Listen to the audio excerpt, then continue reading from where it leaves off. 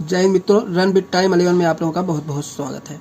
तो आज हम लोग पढ़ने वाले हैं समास, और बहुत ही इम्पॉर्टेंट चैप्टर है। जिस भी कंपटीशन लेवल के पेपर में आपको हिंदी का क्वेश्चन आएगा उसमें समास से एक प्रश्न जरूर पूछा जाता है। तो आज हम समास को आप लोगों के सामने बिल्कुल क्लियर कर दे रहे हैं। आज के बाद समास से आपको कोई भी प्रश्न छूटने वाला नहीं है। तो ध्यान से आप लोग पढ़िएगा, ज़्यादा टाइम आप लोगों का हम नहीं लेंगे।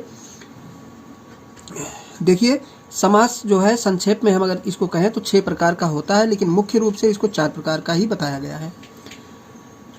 अब देखिए, समास जो होता है 6 प्रकार का, ये 6 की विशेषताएं और उनसे संबंधित उदाहरण हम आपको देते हैं। बहुत ही स्पष्ट है, एक बार आप लोग पढ़ लेंगे तो कभी भूलने वाला नहीं है। देखिए, पहला होता है अव्ययी भाव समास। इसमें देखिए क्या होता है, प्रथम पद प्रधान होता है, शब्द के पहले अव्यय यानी उपसर्ग लगा होता है।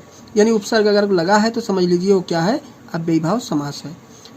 जैसे देखिए, प्रतिवर्ष, हाथों हाथ, यथा संभव, हर घड़ी। तो देखिए, हाथों, यहाँ प्रति लगा है, यहाँ पे हाथों लगा है, यहाँ पे यथा लगा है, यहाँ पे हर लगा है।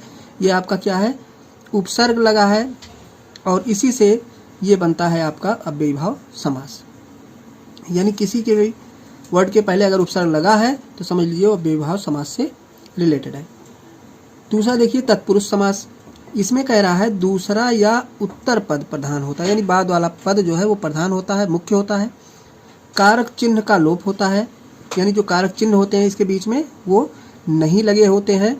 यह 6 प्रकार का होता है। अब देख लीजिए, ये तत्पुरुष समास 6 प्रकार का होता है, और इसमें हमने प्रत्येक को लिखा है और प्रत्येक का एक उदाहरण दिया है। तो इसको आप लोग ध्यान से देखिएगा। देखिए, पहला है कर्म तत्पुरुष। जैसे इसका उदाहरण है यश प्राप्त।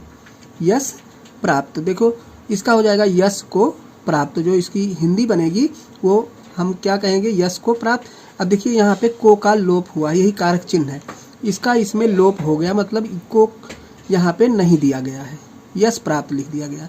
यही होता है कर्म तत्पुरुष। दूसरा देखिए, करण गुणहीन। जैसे तो देखिए यहाँ पे भी क्या हुआ है, से का लोप हुआ है, यानी ये कारक चिन्ह है, इसका लोप हो गया, यहाँ पे सीधा लिख दिया गया गुणहीन, और अर्थ इसका होगा क्या, गुण से हीन। तीसरा देखिए, संप्रदान। संप्रदान का मतलब गौशाला। जैसे देखिए उदाहरण है इसका, गौ के लिए शाला, यानी के लिए का यहाँ भी लोप हुआ है। हथकड़ी, हथकड़ी भी इसी संप्रदान का उदाहरण है। हाथ के लिए कड़ी, यहाँ भी देखिए के लिए का लोप हुआ है। फिर है अपादान। अपादान का उदाहरण है पाप मुक्त, यानी पाप से मुक्त। ये अलगाव दिखाता है। अपादान जो है सदैव क्या दिखाता है, अलगाव दिखाता है। जिसे पाप से मुक्त, पाप अलग हो गया और मुक्त अलग, यानी पाप से कोई व्यक्ति या कोई भी वस्तु अलग हो गई तो उसको क्या कह दिए, पाप से मुक्त, यानी पाप से वह व्यक्ति अलग हो गया, अलगाव दिखाता है ये। संबंध, प्रेम सागर। जैसे देखिए, प्रेम का सागर, देखिए यहाँ भी का लोप हुआ है यहाँ पे। फिर अधिकरण, लोकप्रिय। जैसे लोक में प्रिय, यहाँ में, यानी ये कारक चिन्ह है, इसका भी यहाँ पे क्या हुआ है, लोप हुआ है। सर यहाँ पे फिर से आप लोग थोड़ा सा देखेंगे, क्योंकि यहाँ से देख लीजिए फिर से। जैसे हथकड़ी भी जो है किसका है, हाथ के लिए कड़ी, ये संप्रदान का है। अपादान का पाप मुक्त। जैसे देखिए, पाप से मुक्त, अलगाव दिखाता है ये। संबंध है प्रेम सागर, जैसे तो प्रेम का सागर। अधिकरण लोकप्रिय, यहाँ पे देखिए लोक में प्रिय, यहाँ पे में का लोप हुआ है। तो यहाँ पे क्या होता है, कारक चिन्ह का लोप होता है। ऐसे को क्या कहेंगे हम, तत्पुरुष समास। ये क्या कितने हो गए, 6 प्रकार के आपके हो गए। आगे बढ़ते हैं, नंबर 3 पे आते हैं। नंबर 3 कह रहा है कर्मधारय समास।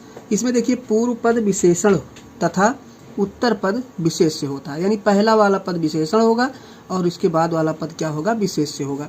जैसे देखिए, नील कमल। नील क्या है, विशेषण है, ये विशेषता बता रहा है। कमल कैसा है, नीला है, ये नील जो है ये विशेषता बता रहा है, और विशेष से क्या है, कमल है। काली गाय, इसमें भी देखिए विशेषता क्या है, काली है, और गाय जो है विशेष से है। इसी तरीके से देखिए आगे चौथा है द्विगु समास। पूर्व पद संख्यावाचक विशेषण होता है, विशेषण है। कह रहा पूर्व पद जो होता है वो संख्यावाचक विशेषण होता है।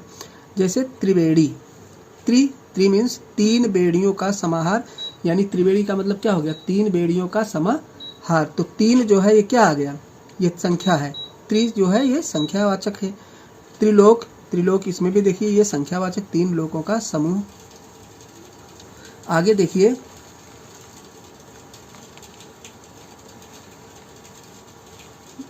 अगला हमको पढ़ना है बहुब्रीहि समास। तो बहुब्रीहि समास में कह रहा है दोनों पद प्रधान नहीं, तीसरा पद प्रधान होता है। इसमें दोनों पद प्रधान नहीं होते हैं।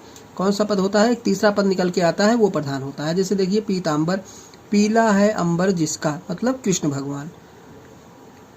पीताम्बर, पीत माने पीला, अंबर माने वस्त्र, तो ये हो गया पीला वस्त्र। लेकिन पीला वस्त्र अर्थ नहीं होगा, इसका अर्थ क्या निकल के आया, कृष्ण भगवान, कृष्ण निकल के आया। चतुर्भुज, 4 भुजाएं हैं जिनके, मतलब विष्णु भगवान। तो ये अलग का अर्थ देता है, इसी को कहते हैं बहुब्रीहि समास। और द्वंद्व समास देखिए, दोनों पद प्रधान होते हैं, योजक चिन्ह तथा और का लोप होता है। मतलब योजक चिन्ह जो होता है और लोप और जो होता है इसका क्या होता है, लोप, लगाया ही नहीं जाता है। जैसे जन्म मरण, तो जन्म और मरण देखिए लिख दिया गया, जन्म और मरण, मतलब और का यहाँ पे क्या हुआ, लोप हुआ है। माता पिता, तो माता और पिता लिख दिया गया है। नहीं, माता और पिता को क्या कह देते हैं, माता पिता ऐसे कह देते हैं।